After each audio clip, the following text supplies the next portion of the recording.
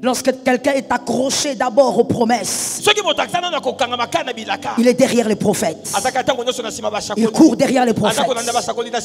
Nous devons rentrer vers le mystère de Élie et Élisée. Il faut qu'on rentre là. Dans la nouvelle alliance, nous devons pénétrer ce mystère et pour le ramener dans nos vies. Ce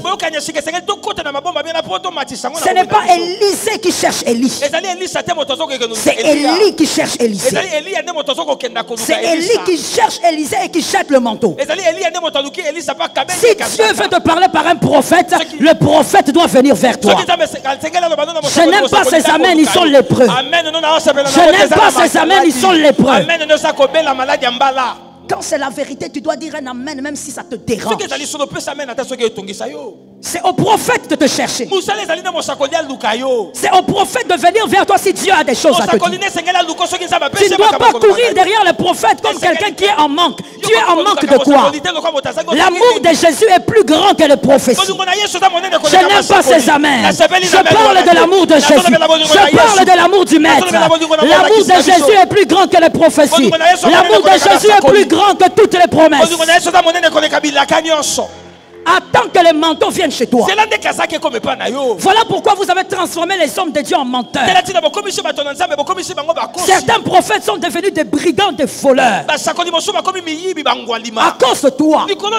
Tu crois qu'il faut commencer à aller chez le prophète. Qu'est-ce que Dieu a dit? Si Dieu a des choses à te dire, Dieu ne connaît pas, oh my God, Dieu ne perdra jamais ton adresse. Dieu ne perdra jamais ton adresse. Dieu ne perdra jamais ton adresse. Dieu sait où tu habites. Dieu sait là où tu vis. S'il a quelque chose à te dire, il va venir te le dire. Tu viens là, tu prends ton téléphone Android maudit. Tu prends ton téléphone, tu commences à te demander au prophète. Qu'est-ce que Dieu a dit? Qu'est-ce que Dieu a dit? Toi, tu ne connais pas l'adresse de Dieu. Est-ce que tu as besoin d'audience dans la nouvelle alliance? Qui t'a dit que tu as besoin d'audience? Si tu veux savoir ce que Dieu a dit, mets-toi à genoux, invoque le Dieu de ta vie, appelle le Dieu de ton histoire, appelle le Dieu de ta vie, et dis au Seigneur, ouvre le ciel, parle-moi, révèle-moi. Le Saint-Esprit en toi a fait à ce que, même si tu n'as pas le don prophétique, il peut ouvrir tes oreilles. Qui a donné un amen? Même si tu n'as pas le don de prophétie, parce que tu as Dieu en toi, si tu lui demandes de te parler, il va ouvrir tes oreilles. Voilà pourquoi ce soir, Jésus va ouvrir tes oreilles. Tu vas entendre toi-même, tu vas entendre ta famille, tu vas entendre les choses de ton foyer, tu vas entendre toi-même. Que quelqu'un lève sa main droite et dise: je ne suis pas un bébé ayant un biberon. Je ne suis pas un bébé ayant un biberon. Il y a des choses qui doivent changer. Sinon il y a des miracles que nous n'entendrons jamais dans cette église. Et quand toi tu vas les écouter ailleurs, tu vas dire: oh, c'est les fétiches. Non, ce n'est pas le fétiche. Le problème, c'est dans quelle catégorie tu te retrouves par rapport à la foi. Quand j'étais en déplacement récemment, le tout dernier, le samedi, j'étais en train de prier. Pendant que je priais dans la chambre d'hôtel, j'ai fini de prier. Les après-midi, je pense. J'ouvre mon téléphone. Il y a une dame qui me dit: on veut vous parler avec mon mari. Nous sommes serviteurs de Dieu vivant en Californie. Je leur ai dit: je suis en prière. Je ne peux pas faire d'appel vidéo. Déjà que je ne les fais pas. Je ne peux pas non plus vous appeler. Si vous avez des choses à me dire, écrivez-moi. Son mari a écrit, il dit: c'est moi le mari de tel. Nous sommes serviteurs de Dieu ici. Hier, nous étions visités. Un être spirituel est entré dans notre chambre. Moi et ma femme, nous sommes tombés. On n'arrivait pas à nous relever. J'ai demandé à ma femme: est-ce que tu vois ce que je vois? Ma femme me dit: je vois, mais je n'arrive pas à bien voir. Il y a une lumière qui m'aveugle. Et l'homme de Dieu dit que cet être-là nous a dit que c'était ton ange. Il s'est présenté comme étant ton ange. Moi je leur ai dit: Jésus est entré chez vous. vous. Et la grâce a commencé. Tu n'as pas besoin d'être pasteur pour voir la manifestation angélique. Tu n'as pas besoin d'être apôtre pour voir que Jésus ouvre tes yeux, que Jésus ouvre tes oreilles. Alors sors de la première catégorie, sors de la deuxième. Crois parce que tu sais que Jésus t'aime. Et cet amour est plus grand que toutes les promesses réunies. Il y a quelqu'un d'autre qui pourrait dire, mais des fois j'ai besoin de preuves. De quelle preuve as-tu besoin? Est-ce qu'il y a une plus grande preuve ou une plus grande promesse que la croix? La croix est la plus grande preuve d'amour. Je parle ou je parle pas? La croix est la plus grande preuve d'amour. Il est mort pour toi avant même que tu ne sois conscient que tu es. Et il l'a fait délibérément.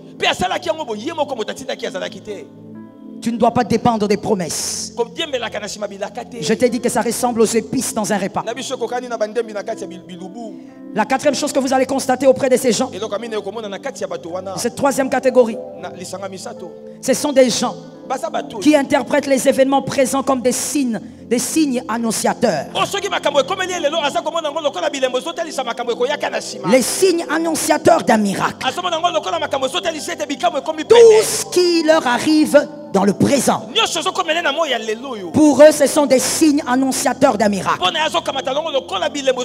Un miracle qui finira par arriver.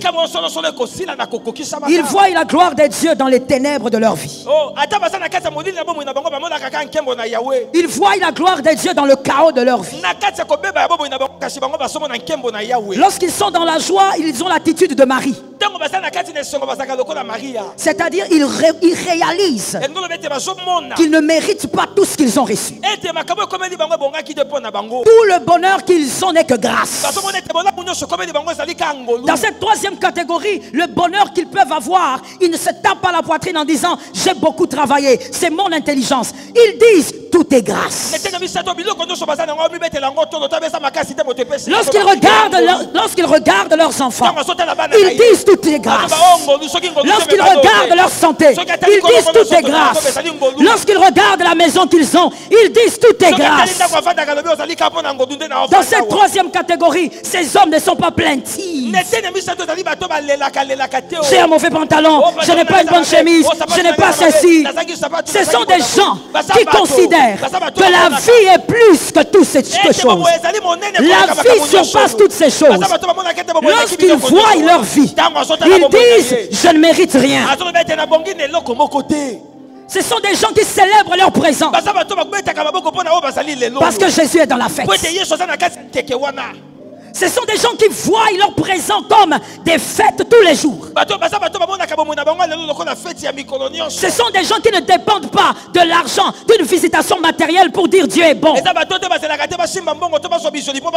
sont des gens qui considèrent que chaque présent est un présent. Que chaque présent est un don. C'est comme ça que je disais à une sœur qui me disait comment tu fais? Tu n'as pas de problème dans la vie. Comment tu fais pour toujours adorer avec joie, louer avec joie? J'ai dit à cette sœur, ma joie ne dépend pas de ce que j'ai ou de ce que j'ai pas. Ma joie dépend de celui qui est dans ma fête. Et dans ma fête, l'homme de Galilée est là. Pourquoi est-ce que je vais pleurer? Pourquoi est-ce que je vais marcher la tête baissée? L'homme de Galilée est dans la fête. Dans la troisième catégorie, les gens ne dépendent pas de ce que les hommes donnent. À chaque fois qu'ils vivent, ils disent Seigneur, sois glorifié. Parce que le mort ne peut pas espérer. Toi, tu m'as gardé en vie. Ce sont des personnes qui réalisent que tout ce qu'elles possèdent n'est que grâce. Tu sais des fois pourquoi tu te plains comme un bébé? Peut-être c'est parce que tu n'as pas mon travail. Avec le travail que moi j'ai, je reçois les personnes de plusieurs catégories. Je téléphone des personnes vivant plusieurs choses. Pas plus tard qu'il y a 2 jours, il y a quelqu'un qui m'écrit, qui reste anonyme. et qui me dit, Pasteur Joël, est-ce que c'est vous? Je réponds, heureusement que Dieu avait permis que j'ai mon téléphone. Parce que d'habitude, je ne l'ai pas. Je dis, oui, c'est moi. Il me dit, mais comment savoir que c'est toi? Parce que c'est sur Messenger. Je lui ai dit, je peux t'envoyer une photo, mais je n'aime pas ce genre de jeu. Tu dois croire que c'est moi. Elle me dit, d'accord. Comme c'est vous. C'est d'ailleurs à vous que je voulais le dire. Je suis sur le point de me suicider. Vous serez la dernière personne à avoir écouté ou avoir lu des choses que je vais écrire par ma main. Et si vous croyez que vous avez un Dieu, alors dites à ces dieux-là que c'est parce qu'il a permis que je souffre tellement que je me suis suicidé. Pas ça. Tu ne peux pas faire ça. Si seulement tu savais que au moins toi tu es en vie et qu'en ce moment il y a des gens dans le coma qui n'espèrent plus rien de nous faire ça. Elle me dit, pourquoi vous dites vous faire ça? Vous ne me connaissez même pas. Vous ne savez même pas de quel pays je suis. Ce n'est pas pour vous que je me suicide. Bien dit. Parce que tu as voulu m'écrire. C'est-à-dire que toi et moi, nous sommes connectés par un seul esprit. Le Saint-Esprit nous a connectés. Tu es donc ma soeur. Tu ne peux pas mourir. Parce que le monde attend ta révélation. Elle m'a dit, on m'avait dit que si je vous écris, quelque chose va se passer. Je lui ai dit, parce que moi, je ne fais que dire ce que celui qui est dans ta chambre a déjà commencé à te dire. Toi, tu te plains. Tu ne te rends même pas compte de la grâce que tu as d'être là assis sur cette chaise. Tu ne fais que te focaliser sur les choses que tu manques. Comme si à que quelqu'un entende cette sagesse. Comme si la vie est embellie par les choses que vous aurez. La vie ne sera pas embellie par les choses que vous aurez. Dis même, comment maman, j'aurai une belle maison? Ma vie. Non. C'est l'homme qui embellit la maison. C'est la présence d'une personne qui rend cette maison-là valeureuse. Si tu meurs aujourd'hui, la belle maison n'aura pas de sens. Alors je dis à quelqu'un, je sais que tu as déjà qui embellira ton avenir. Répétez ça. Pourquoi tu penses que c'est le fait de rechercher des choses que tu manques qui vont te donner la paix? Arrête un peu de te plaindre. Regarde un peu ce que tu as. Regarde, tu peux t'asseoir là, tu n'es pas inquiet d'avoir un cancer dans le corps. Tu sais combien de milliardaires n'arrivent pas à manger parce qu'ils ont un cancer? Toi, tu ne célèbres pas ce que tu as, alors que ce que tu as est essentiel. Tout passe par la vie et tout commence par la vie. Celui qui n'a pas de vie ne peut rien. Alors arrête de te plaindre. Apprends à regarder ce que Dieu a fait. Ces personnes de la troisième catégorie, quand Dieu fait du bien, ils disent tout est grâce. Voilà pourquoi c'est rare de voir quelqu'un naviguant dans la troisième catégorie être orgueilleux. Il ne peut pas être orgueilleux. Il sait que même son intelligence est grâce. Il sait que même la capacité de travailler c'est la grâce. Il sait que le fait de se réveiller le matin n'est que grâce. Il y a des gens qui sont morts sur leur chaise de bureau. D'autres sont morts dans le taxi en train d'aller au travail. D'autres sont morts en train de signer des documents. Mais toi tu te lèves, tu pars, tu reviens, tu travailles, tu as des résultats. Oh, I'm talking to somebody. Je dis tout est grâce. Tu dois avoir l'attitude de Marie. Tu dois reconnaître qu'il n'y a que la grâce. Que tout ce que tu as n'est que la grâce. Tu arrives à mettre une chemise. Tu te plains de ta chemise. Tu te plains de ta chemise. Mais il y a des gens qui ont des plaies mystiques sur tout le corps. Ils ne peuvent même pas mettre une chemise. Ils vivent presque nus. Mais toi, alors qu'on lance les mauvais sorts, il y a un Dieu devant qui tu aimes te plaindre, mais ce Dieu te protège. Il éloigne les mauvais sorts, il éloigne la malédiction, il éloigne les condamnations. Que quelqu'un lève la main droite et dise, je ne me plaindrai plus. Je ne me plaindrai plus. Oh God, quel amour. Moi, si tu te plains de moi alors que je te fais du bien, j'arrête. Moi, si je te fais du bien, j'apprends que tu te plains, j'arrête. Mais Dieu, il sait que tu te plains. Il sait que tout ce qu'il fait, tu ne le reconnais pas. Mais quand on veut t'envoûter la nuit, il est le Dieu qui dit, Michel, va défendre mon fils. Même s'il se plaint, il est mon fils. Protège mon fils. Que quelqu'un lève la main droite et dise, Jésus me protège. Oh, Jésus protège. Que quelqu'un dise, je suis fils de Dieu. Je suis fils de Dieu.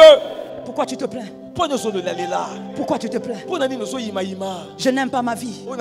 Je n'aime pas ma vie. Va raconter cette partie de ta vie à un condamné de mort dans une prison. Va dire à un condamné de mort, va lui raconter un peu tes plaintes. Le condamné de mort va se transformer en ton pasteur. Il va commencer à te prêcher. Le condamné de mort te dira, moi, je rêve même d'avoir ta vie. Ma vie est condamnée. Je ne pourrai plus voir mes enfants. Je ne pourrai pas voir ma fille se marier. Mais toi, malgré que tu manques un pantalon, une chemise, des chaussures, Dieu t'a donné la liberté. Tu verras tes enfants grandir. Tu verras tes enfants se marier. Tu verras tes enfants avoir des enfants. Tu verras tes enfants évoluer. Je pensais que je parlais à un fils de la maison. Tu verras tes enfants évoluer. Tu verras Dieu le protéger du mal. Ah, tu ne dois plus te plaindre.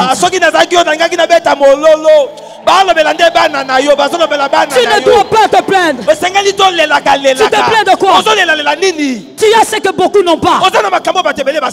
Laisse-moi lancer une phrase pour un homme sage, pour une femme intelligente. Tu es certainement, écoute bien la phrase, tu es certainement en train de vivre le rêve de quelqu'un. Répète ça, peut-être que toi ils vont te comprendre. Toi tu te plains. Il y a des gens qui te regardent. La vie que tu mènes, c'est leur rêve. La vie que tu mènes dans ta famille, pour lui c'est un rêve. Mais toi tu es focalisé sur ce que tu manques. Je dis à quelqu'un, sois reconnaissant que Dieu t'a fait grâce, que tu vis le rêve de quelqu'un, et Dieu te donnera le rêve dont tu rêves. Sois reconnaissant que tout vient de Dieu. L'église que tu as est une grâce.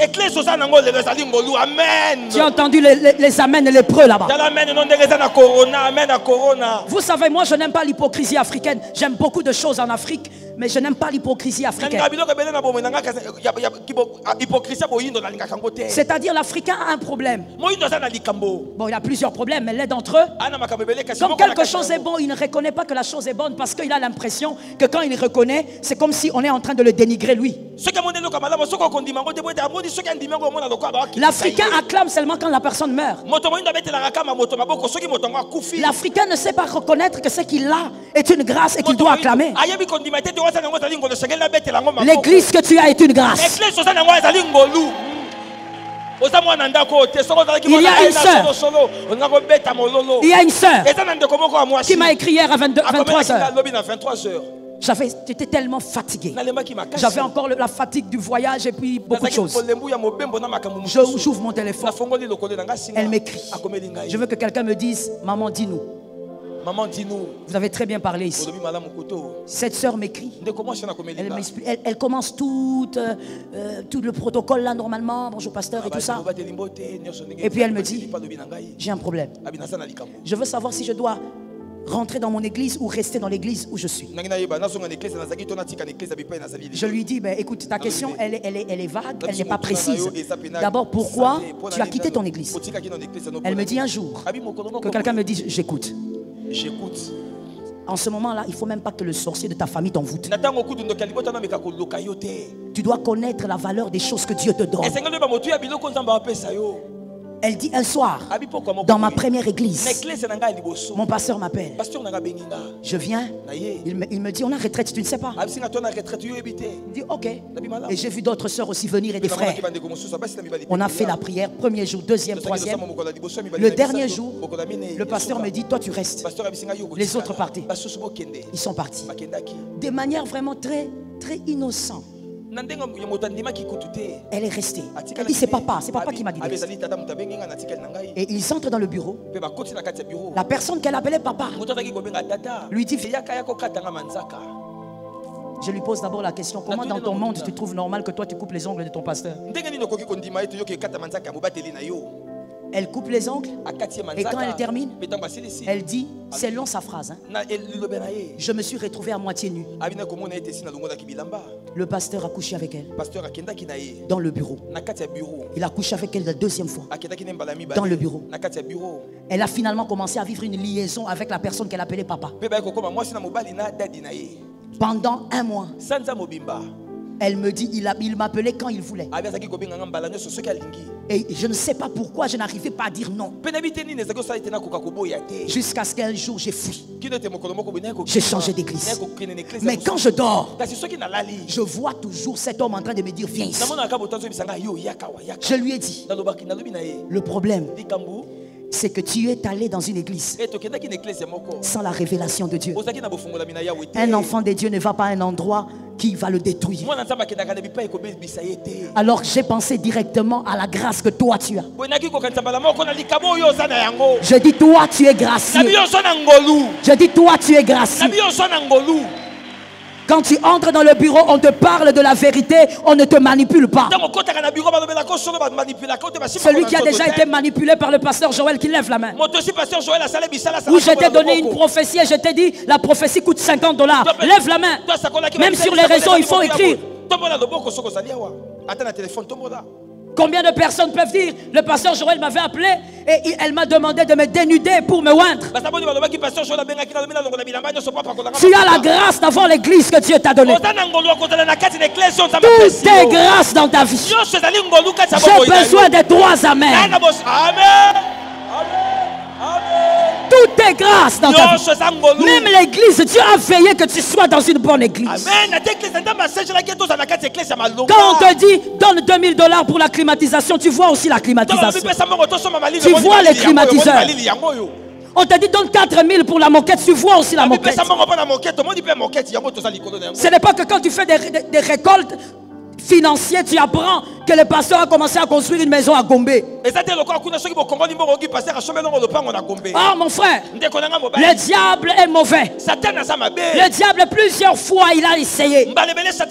Je ne dis pas qu'il a fini, mais je dis Jésus-Christ en nous, l'espérance de la gloire. Est-ce que tu m'entends? Combien de fois il y a des personnes qui m'ont écrit pour me dire, vous avez prié pour moi. Des gens tellement lointains que si ça se faisait, personne ne saurait. En Suède, en Argentine, vous avez prié, Dieu m'a béni, j'ai autant.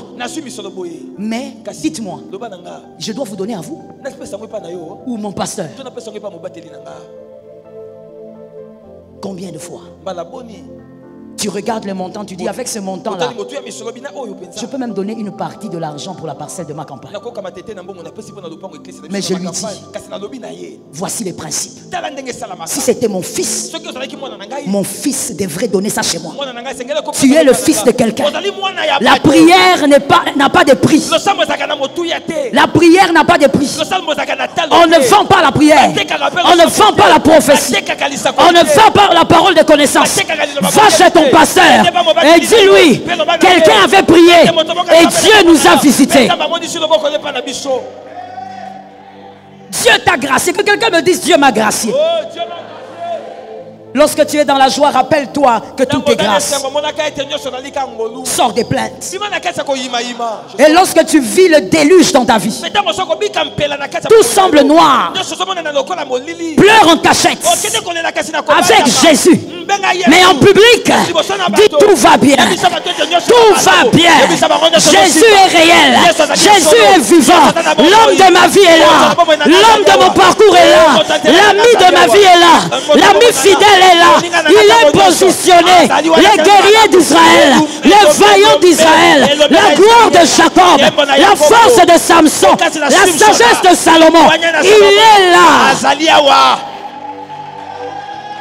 Quand les gens te regardent, alors que tu traverses les déluges dans ta vie, le peu que tu avais, tu n'as plus. Tu avais un travail, on te licencie. Le peu que tu possédais, il n'y a pas. En cachette. En cachette, verse les larmes. Dis où est mon papa? Papa, tu es où? Mon ami, tu es où?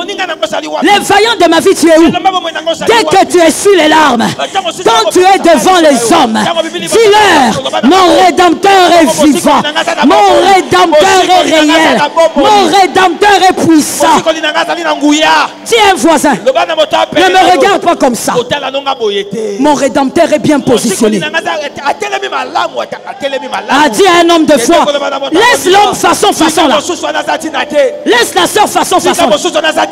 Dis à quelqu'un, ne me regarde pas comme ça. Mon Rédempteur, il est bien positionné. Il est bien positionné.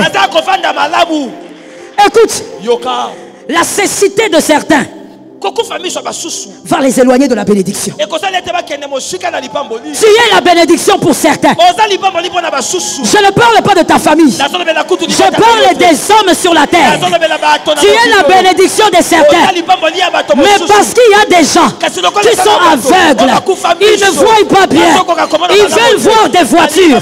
Ils veulent voir des maisons. Alors que le Rédempteur est bien positionné.